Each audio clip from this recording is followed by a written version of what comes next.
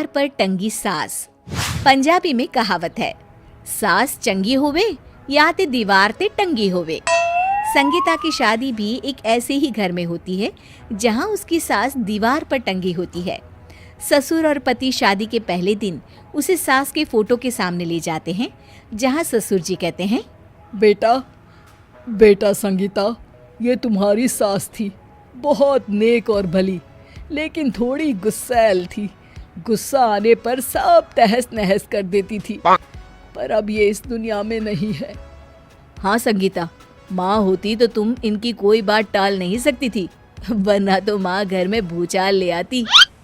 संगीता मन में खुश होती है कि अच्छा है कि ऐसी औरत अब इस घर में नहीं है, लेकिन दिखावे के लिए वो जैसे ही सास की फोटो के सामने हाथ जोड़कर खड़ी होती है, ये क्या? सास उसे देखकर मुस्कुराने लगी। संगीता आंखों को मलकर एक बार फिर से देखती है, लेकिन फिर सास के चेहरे का भाव, भंगिमा यानी एक्सप्रेशन बिल्कुल बदले होते हैं। वो अपने पति और ससुर को कहती है, माँ की तस्वीर तो स्माइल कर रही है। ना ना बेटी, ये कैसे संभव है?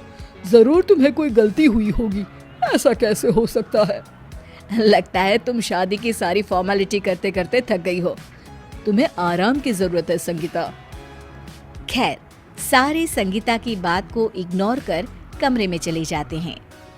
वैसे सास की फोटो पर एक्सप्रेशन एक के बाद एक बदलते ही रहते हैं।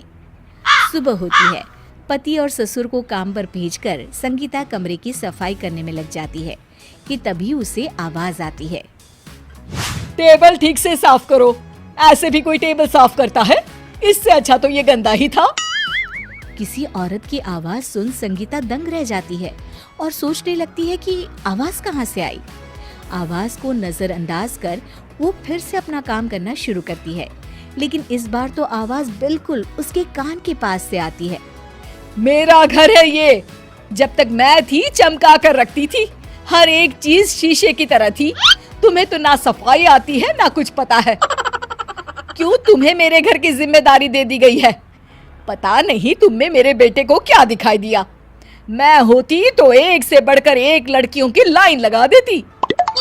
अब संगीता को समझने में देर नहीं लगी कि ये आवाज किसी और की नहीं बल्कि उसकी सास की है, जो दीवार पर टंगी है।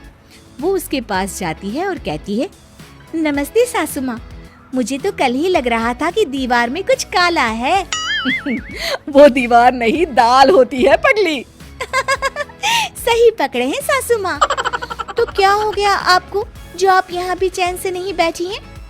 सुना मैंने आपका व्यवहार काफी गुस्से वाला था।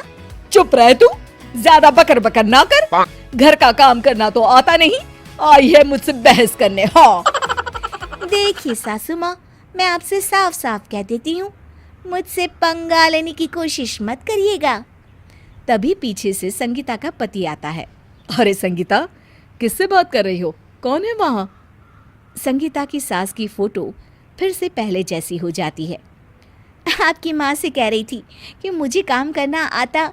अरे संगीता, माना सास के ताने हर बहू को अच्छे लगते हैं, लेकिन यहाँ तो माँ है ही नहीं, तुम तो फोटो से ही। तुम भी लाजवाब हो संगीता। किसी को विश्वास नहीं होता कि संगीता अपनी मरी हुई सास की फोटो से बात करती है।